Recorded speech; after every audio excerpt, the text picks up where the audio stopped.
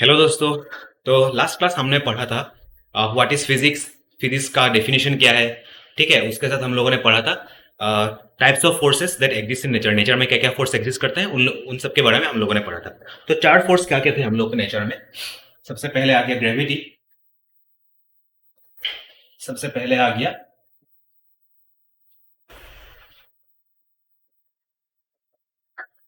ठीक है, सबसे पहले आ गया हम लोगों का ग्रेविटी। ग्रेविटी के बारे में तो सबको मालूम ही है। ठीक है।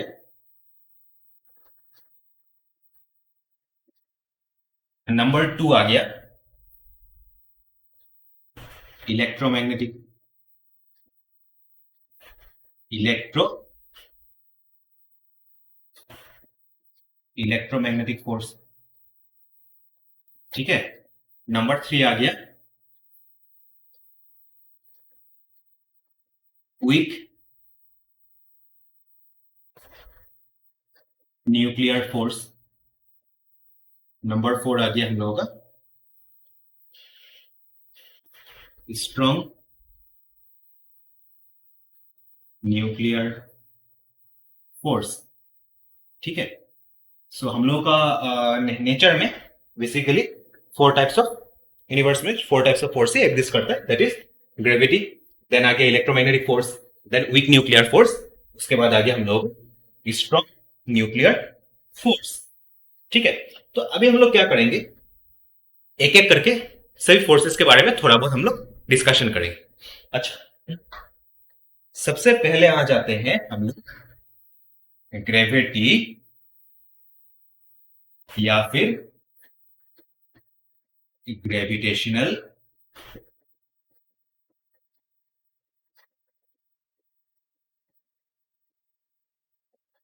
फोर्स के ऊपर। ठीक है, ग्रेविटी या फिर ग्रेविटेशनल फोर्स के ऊपर।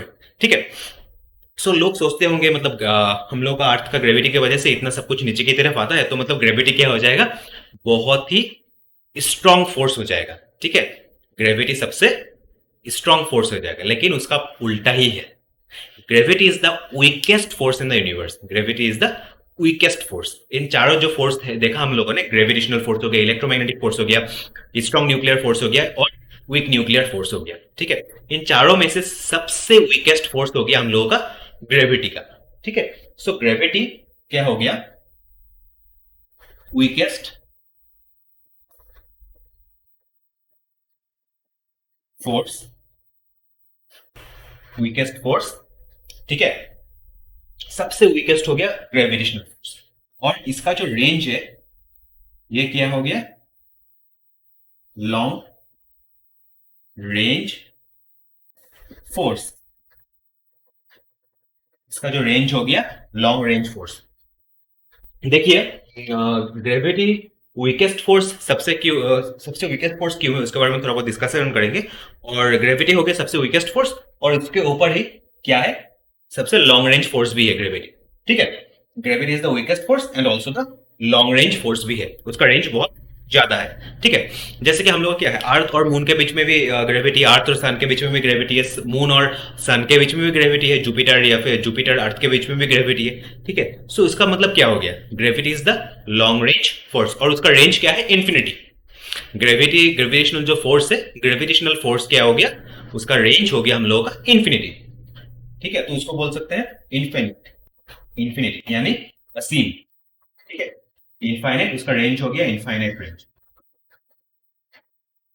Infinite range. ठीक है, ये हो गया हम लोग का infinite range. Gravitational force is the सबसे वीकेस्ट भी है और सबसे लॉन्ग रेंज फोर्स भी। उसका रेंज हो गया हम लोग इन्फिनिट रेंज। इन्फिनिटी का सिंबल हो गया ये। ठीक है। अच्छा, अभी तो हम लोगों ने पढ़ लिया कि gravity is the weakest force in nature. तो इसका मतलब कैसे कैसे मालूम चला कि gravity is the weakest force in nature. ठीक है, उसके बारे में थोड़ा बहुत हम लोग पढ़ते हैं अभी।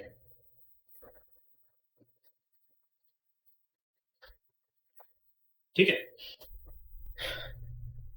उससे पहले हम लोग थोड़ा, हम लोगों ने स्कूल लेवल में पढ़ा था, क्लास 9 का सिलेबस में भी शायद। ठीक है, Newton's law of gravitation. Newton's law of gravitation. Newton's law of gravity.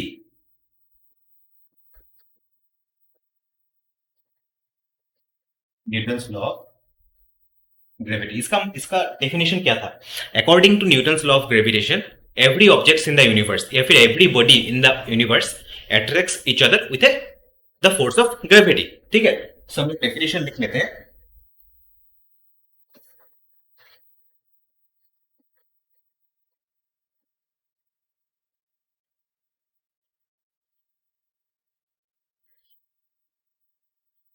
It states that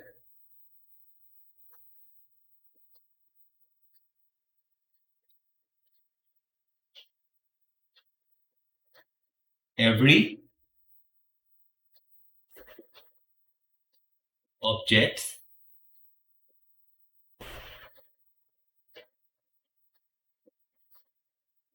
attracts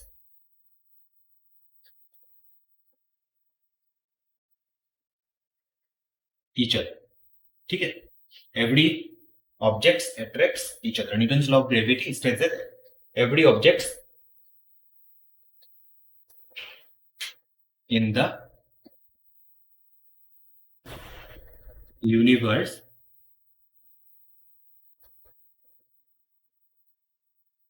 attracts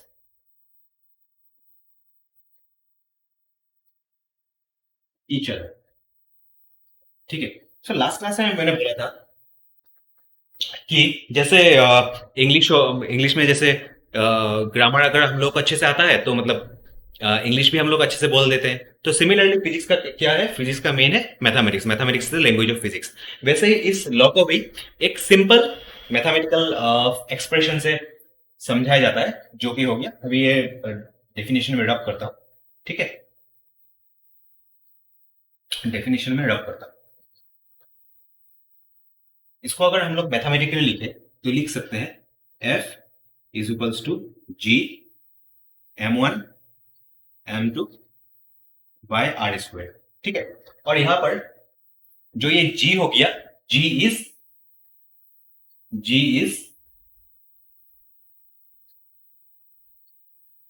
gravitational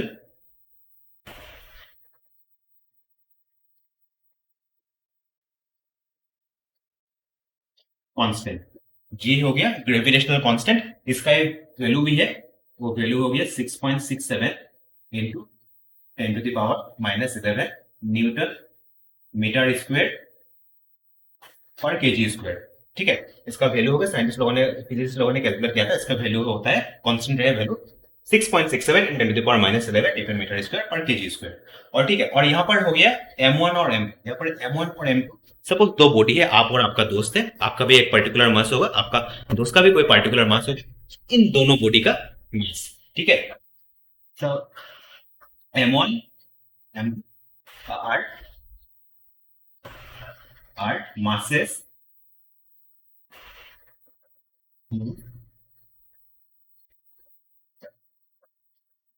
two objects. ठीक है, masses of two objects suppose. और यहाँ पर बात हो गया आर। आर क्या है? आर का यही मतलब है, सपोज आप है, ये आपका नाम है सपोज ए और आपके दोस्त का नाम है सपोज बी। आपका मास हो गया M1 और आपका दोस्त का मास हो गया M2। ठीक है, और आप और आपका दोस्त के बीच में डिस्टेंस कितना है? Suppose R। ठीक है, डिस्टेंस हो गया R। सो R हो गया डिस्टेंस बिटवीन द मासेस, या आप और आपके दोस्त के बीच का डिस्टेंस हो गया R। ठीक है, ओके, R तो हो गया distance between two of the bodies. So इसको सपोज मान लेते हैं आप और अपने दोस्त के बीच में जो डिस्टेंस हो गया 100 मीटर।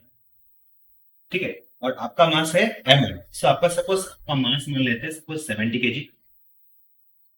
ठीक है, और आपके जो दोस्त है उसका मास हो गया सपोज 60 केजी।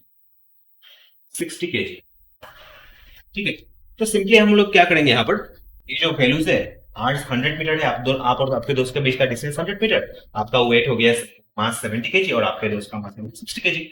सिंपली यहाँ पर क्या करेंगे, हम लोग पुट कर देंगे क्वेश्चन है F, और G तो कांस्टेंट है, वैल्यू है कि नहीं? तो यहाँ पर हम लिख सकते हैं 6.67 टू 10⁻⁻7, ठीक है। और हो गया यहाँ पर M1 और M2, तो बेसिक कैलकुलेशन है।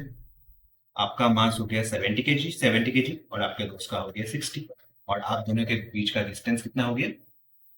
आप दोनों के बीच का डिस्टेंस हो गया 100 मीटर। यहाँ पर क्या है? आर स्क्वायर है, आर स्क्वायर है, तो मतलब 100 2 टाइम्स है कि नहीं? 100 2 टाइम्स, सो यहाँ पर हम लिख सकते हैं 100 × 100, ठीक है। सो क्या हो गया? ये जीरो से ये जीरो कैंसिल हो गया, ये जीरो से ये कैंसिल हो गया, ठीक है। तो अल्टीमेटली क्या रहेगा? एफ 6.67 10⁻⁻11, और 7 × 6 है यहाँ पर, 7 × 6 क्या होगा? 42, और नीचे क्या हो गया? 100, ठीक है। और वैसे ही मैं इस तरफ 40 को इस तरफ लेके आता हूँ, 42 को, 42, और यह क्या हो गया? 6.67 10⁻⁻11, और ये क्या हो गया? 10 100 को हम लोग क्या लिख सकते हैं? 100, ठीक है।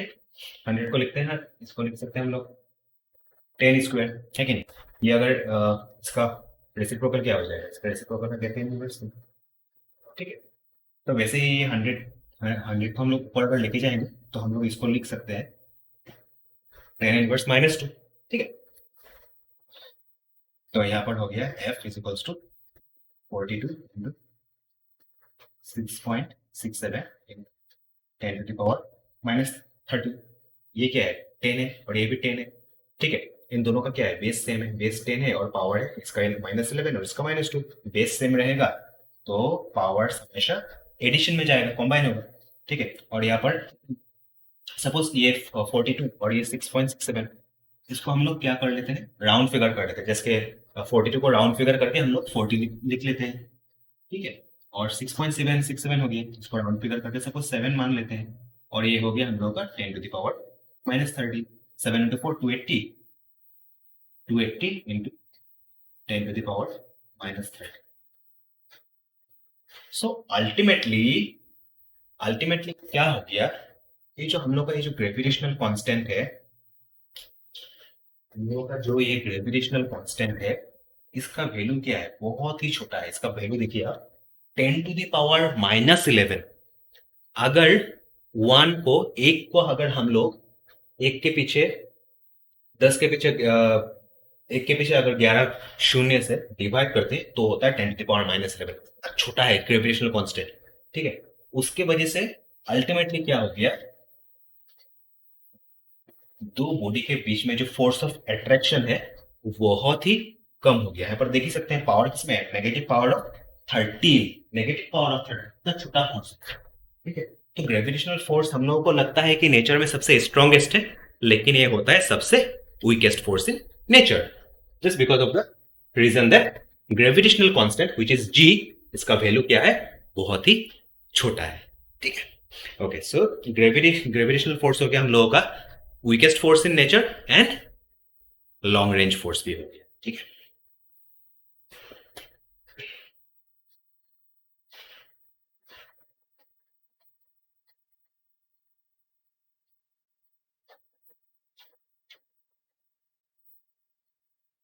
नेक्स्ट क्या था? नेक्स्ट था हम लोगों का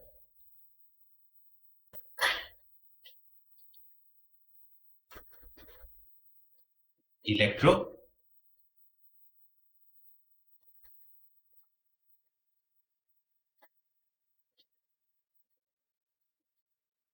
मैग्नेटिक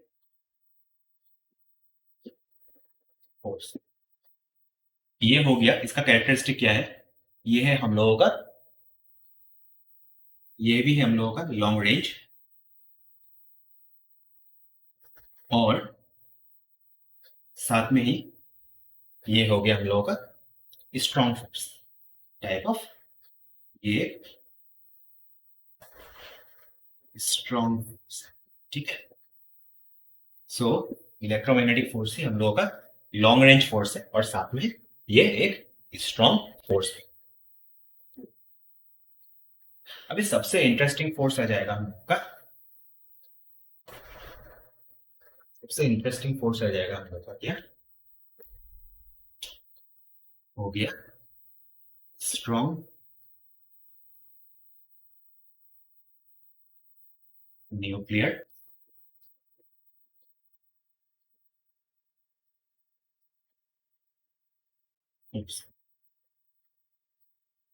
स्ट्रॉन्ग न्यूक्लियर फोर्स। अच्छा, स्ट्रॉन्ग न्यूक्लियर फोर्स, ठीक है। आप लोगों ने तो पढ़ा ही होगा एटॉम्स के बारे में, क्लास 10 का सिलेबस में था। ठीक है, एटॉम्स के बारे में। ठीक है, सपोज एक मान लेता हूं, ये एक एटॉम है, this is atom.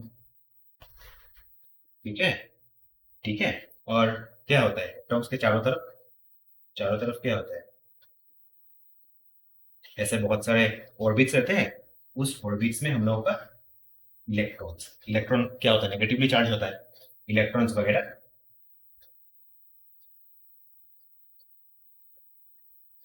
Electron, electrons वगैरह रिवॉल्व करते रहता है। ठीक है, और एटॉम का जो बीच में क्या रहता है, बीच में रहता है न्यूक्लियस, न्यूक्लियस, बीच में रहता है न्यूक्लियस। और न्यूक्लियस रहता है एटॉम्स के बीच में, और न्यूक्लियस के अंदर क्या रहता है, प्रोटॉन। ठीक है, और यहां पर मैं छोटा करके लिख रहा हूं, प्रोटॉन रहता है और रहता है आपका न्यूट्रॉन। ठीक है, यहाँ पर पी हो गया प्रोटॉन, और साइड में लिख लेता हूं, पी हो गया प्रोटॉन, प्रोटॉन। ठीक है, और जो प्रोटॉन है वो है आपका पॉजिटिव, पॉजिटिवली चार्ज। इसका चार्ज क्या रहता है, प्रोटॉन का पॉजिटिव, पॉजिटिव चार्ज। ठीक है, नेक्स्ट हो गया हम लोगों का एन, एन माने न्यूट्रॉन, एन का मतलब न्यूट्रॉन। ठीक है, और न्यूट्रॉन होता है हम लोगों का चार्जलेस, न्यूट्रॉन का ना पॉजिटिव चार्ज होता है ना ही नेगेटिव चार्ज, ये रहता है आपका न्यूट्रल, न्यूट्रल रहता है। ठीक है, और लास्ट रहेगा आपका न्यूक्लियस। जो न्यूक्लियस होता है, न्यूक्लियस क्या रहता है, nucleus is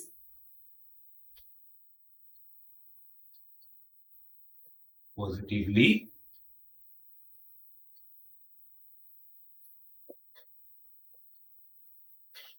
charge, nucleus is positively charge. ये क्या हो गया स्ट्रक्चर ऑफ एटॉम। हाँ, ये हो गया एक स्ट्रक्चर है, स्ट्रक्चर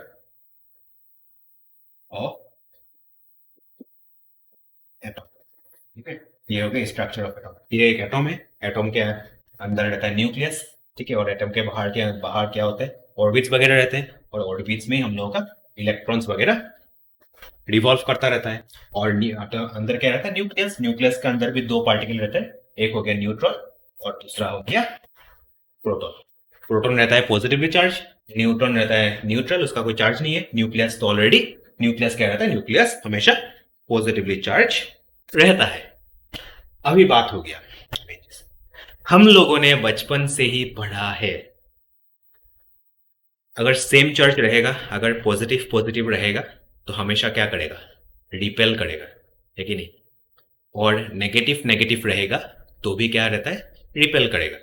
ऑपोजिट चार्ज अट्रैक्ट करता है, सिमिलर चार्ज रिपेल करता है। ठीक है, तो ये थोड़ा अटपटा सा नहीं लग रहा है थोड़ा, देखिए न्यूक्लियस, न्यूक्लियस हो गया पॉजिटिवली चार्ज, और यहाँ पे न्यूक्लियस के अंदर क्या है, न्यूक्लियस के अंदर है प्रोटॉन, न्यूक्लियस के अंदर है, न्यूक्लियस के अंदर है प्रोटॉन, भी क्या है, पॉजिटिवली चार्ज। ठीक है, न्यूक्लियस भी पॉजिटिवली चार्ज, प्रोटॉन भी पॉजिटिवली चार्ज, तो इन दोनों के बीच में तो रिपल्शन होना चाहिए, रिपल्शन होना चाहिए। तो फिर भी न्यूक्लियस के अंदर प्रोटॉन है कि नहीं। तो जरा सोचिए, ये न्यूक्लियस है, न्यूक्लियस पॉजिटिवली चार्ज है, प्रोटॉन पॉजिटिवली चार्ज है, दोनों अपोजिट चार्ज फिर भी लगा हुआ है, फिर भी सटा हुआ है एक दूसरे के साथ। तो सोचिए कि बाहर से तो कोई एक फोर्स है ना, इतना नेगेटिवली चार्ज, ये दोनों सेम चार्ज होकर भी एक साथ लगा हुआ है, तो बाहर से तो कोई एक फोर्स मिल रहा होगा ना, है कि नहीं। तो इसलिए बोलते हैं न्यूक्लियर फोर्स एक मतलब बहुत ही इंटरेस्टिंग टाइप ऑफ फोर्स है।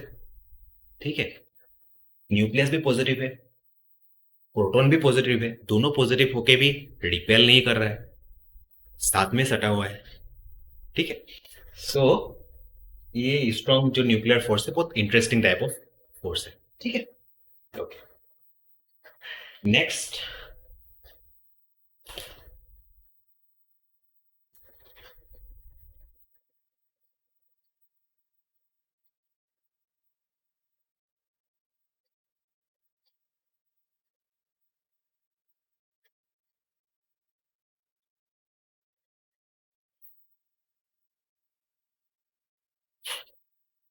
नेक्स्ट आ जाता है हम लोगों का weak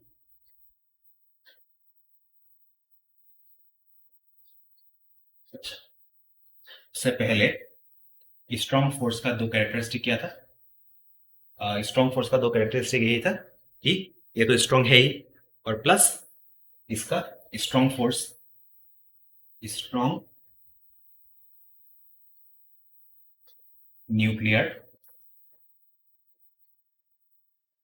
force is a short range force. Short range कैसे हो गया? जैसे कि न्यूक्लियस के अंदर क्या है? न्यूक्लियस में पॉजिटिवली चार्ज है, उसके अंदर क्या है? प्रोटॉन है, न्यूट्रॉन है। ठीक है, तो प्रोटॉन भी पॉजिटिवली चार्ज है, न्यूक्लियस भी पॉजिटिवली चार्ज है, फिर भी इन दोनों के बीच में रिपल्शन नहीं हो रहा है, एक दोनों के साथ एक दूसरे के साथ सटा हुआ है। ठीक है, तो जो वहां पर जो फोर्स एक्ट कर रहा है वो हो गया आपका स्ट्रॉन्ग न्यूक्लियर फोर्स। सो तो और ये तो मतलब एटॉम्स का डायमेंशन मतलब जो रेंज रहता है वो क्या रहता है? 10⁻⁻14 या फिर 10⁻⁻15, इसका रेंज रहता है 10⁻⁻15 to 10⁻⁻14 range of the atoms. ठीक है, इसका रेंज इतना मीटर्स रहता है। ठीक है, ये हो गया हम लोगों का स्ट्रॉन्ग न्यूक्लियर फोर्स, हो गया हम लोगों का एक शॉर्ट रेंज फोर्स। और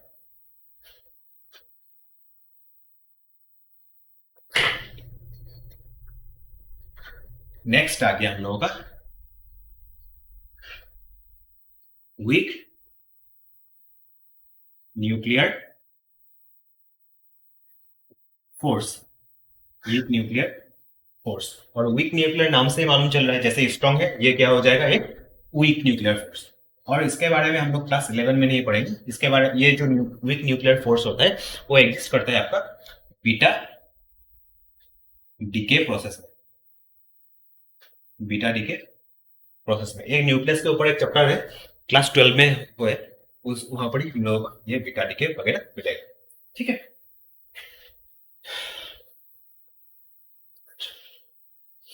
हम लोग सुंदर से लिख लेते हैं, एक टेबल बना बना लीजिए आप लोग। ये हो गया फोर्स, ठीक है, ये हो गया आपका स्ट्रेंथ, वीक है या स्ट्रॉन्ग। ठीक है, और ये हो गया हम लोगों का रेंज। ठीक है, रेंज क्या है? लॉन्ग रेंज फोर्स है या फिर शॉर्ट रेंज फोर्स है। ठीक है, सबसे पहले आ गया, सबसे पहले आ गया हम लोगों का ग्रेविटेशनल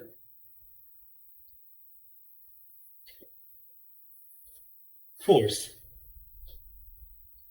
ठीक है, और इसका स्ट्रेंथ क्या है? ग्रेविटेशनल, ये वीक फोर्स, सबसे वीकेस्ट वीक। और इसका रेंज क्या है? Infinity, infinite. इसका रेंज है इनफाइनाइट। सन और अर्थ के बीच में भी ग्रेविटी है, अलग अलग प्लैनेट्स और इसके बीच में भी ग्रेविटी है, तो इसका रेंज क्या हो गया? इनफाइनाइट। इनफाइनाइट का सिंबल क्या है? ठीक है, और नंबर 2 आ गया हम लोगों का इलेक्ट्रो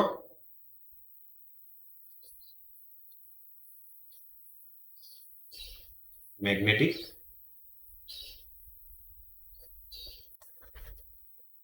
फोर्स। इलेक्ट्रोमैग्नेटिक फोर्स, और इसका स्ट्रेंथ क्या रहता है? इसका स्ट्रेंथ है स्ट्रॉन्ग, ठीक है, इसका भी स्ट्रेंथ स्ट्रॉन्ग, और ये क्या है इनफाइनाइट, इसका रेंज भी क्या है इनफाइनाइट, ठीक है। नंबर 3 आ गया हम लोगों का स्ट्रॉन्ग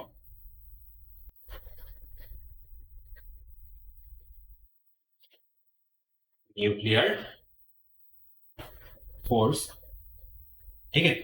और ये क्या हो गया, नाम से मालूम चल रहा है, ये हो गया हम लोगों का स्ट्रॉन्ग फोर्स, स्ट्रॉन्ग। और ये क्या है इसका range short range, short range, range of the nucleus, ठीक है, रेंज ऑफ द न्यूक्लियस मतलब शॉर्ट रेंज मतलब कितना 10⁻⁻15 से 10⁻⁻14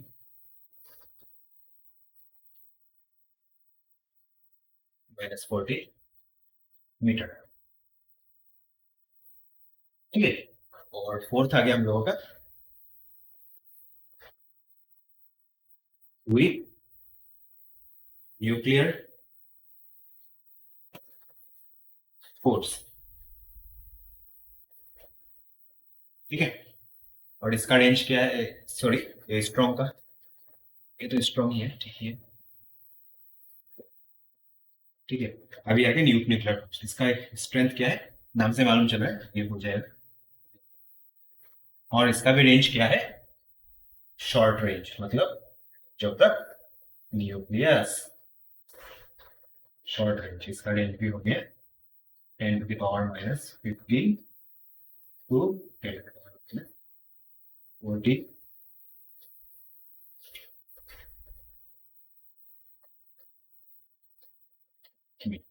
ठीक है। ये थोड़ा ये आप लोग नोट डाउन करके भी कर सकते हैं, ठीक है। अच्छा, यहाँ तक हम लोगों को अभी मालूम चल गया है।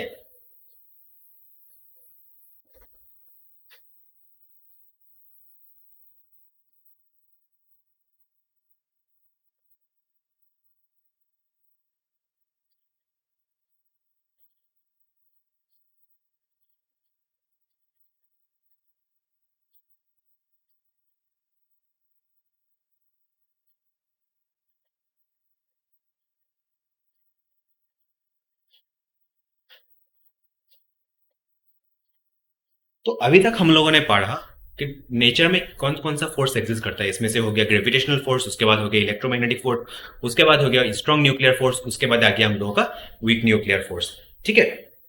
Okay,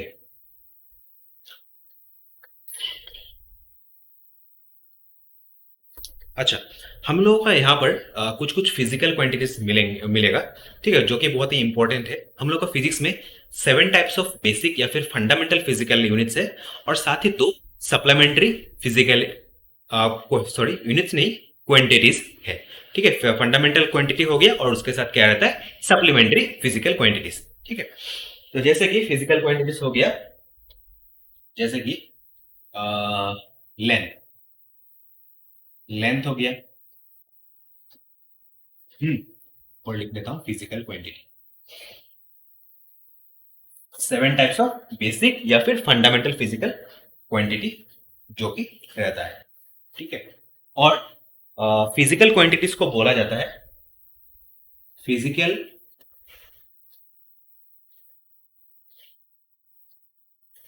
not physical actually fundamental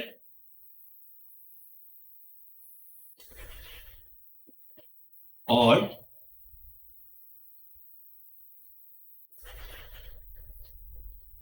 basic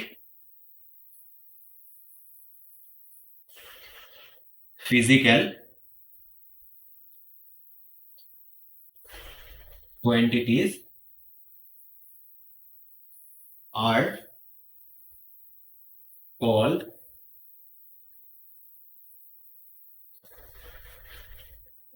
building blocks of physics, ठीक है। ये जो बेसिक जो और फंडामेंटल फिजिकल क्वांटिटी है, इन लोगों को बोला जाता है building blocks of physics. Actually क्या है ये जो बेसिक फिजिकल क्वांटिटीज है उनसे ही, उनके ही हेल्प से अलग अलग फिजिकल क्वांटिटीज को हम लोग निकाल सकते हैं। ठीक है, तो इसीलिए बोला जाता है इन लोगों को फंडामेंटल या फिर बेसिक फिजिकल क्वांटिटीज। अच्छा,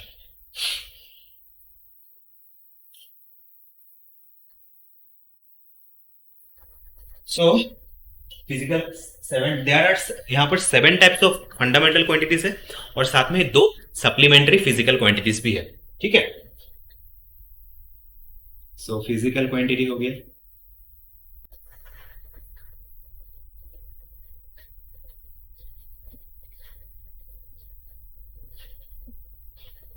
फिजिकल क्वांटिटी।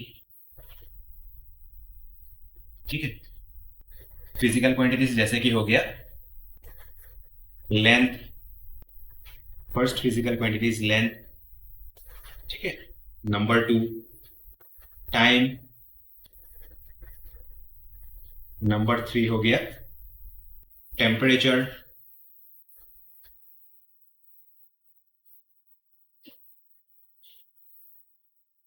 नंबर 4 हो गया इलेक्ट्रिक करंट,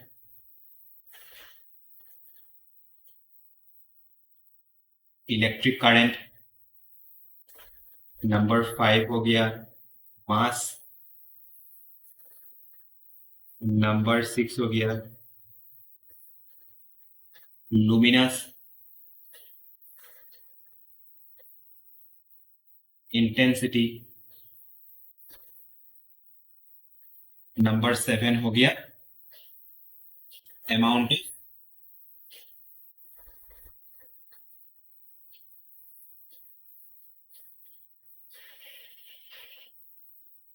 सब्सटेंस। ठीक है, ये हो गया, ये हो गया हम लोगों का फंडामेंटल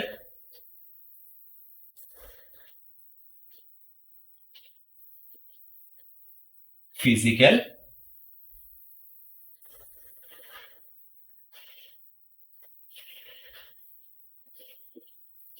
क्वांटिटी।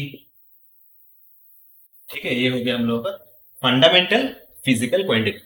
लेंथ हो गया, टाइम हो गया, टेम्परेचर हो गया, इलेक्ट्रिक करंट हो गया, मास हो गया, लुमिनस इंटेंसिटी हो गया, अमाउंट ऑफ सब्सटेंस हो गया। There are 7 types of fundamental physical quantity. ठीक है, और 2 सप्लीमेंट्री फिजिकल क्वांटिटीज भी है। ठीक है, 2 सप्लीमेंट्री फिजिकल क्वांटिटीज भी है। Supplementary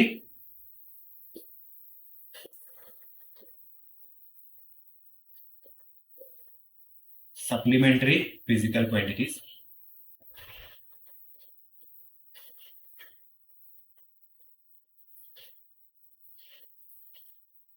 supplementary physical quantities. ये हो गया आपका, वहां पर तो 7 था, 8 नंबर हो गया रेडियन, सॉरी रेडियन नहीं, प्लेन एंगल,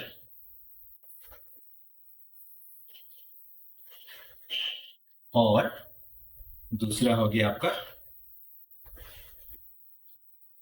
सोडियम। ठीक है, तो सप्लीमेंट्री फिजिकल क्वांटिटीज हो गया प्लेन एंगल और इसके साथ हो गया आपका सॉलिड एंगल। सो हम लोग नेक्स्ट क्लास में पढ़ेंगे, और नेक्स्ट क्लास में पढ़ेंगे हम लोग 7 टाइप्स ऑफ फिजिकल क्वांटिटी और साथ में 2 सप्लीमेंट्री फिजिकल क्वांटिटीज, इन सब के बारे में पढ़ेंगे और साथ ही इन लोगों का सिंबल क्या होता है, इनका यूज क्या होता है। ठीक है, इन सब के बारे में पढ़ेंगे हम लोग नेक्स्ट क्लास में। तब तक के लिए बने रहिए चैनल के साथ और लाइक कीजिए, शेयर कीजिए और सब्सक्राइब कीजिए।